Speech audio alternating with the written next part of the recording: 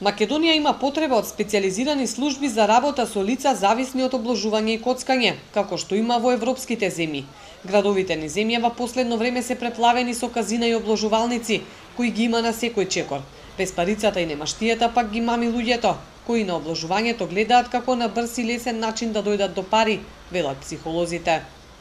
Е неопходно да има советовалишта за лекување на таа зависност.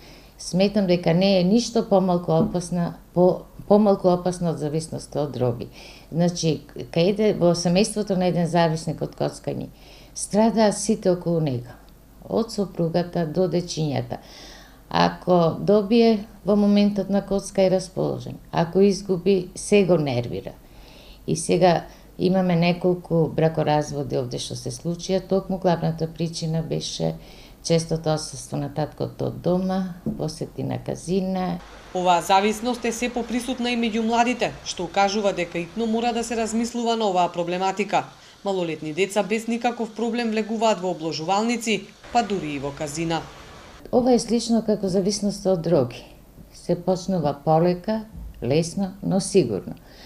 На едно детенце, кога родителите ќе му дадат само 20 денари да си купи сендвич, да си купи џеврек, тоа ќе ги даде во кладилница, очекувајќи дека ќе добие 100 или 200 денари.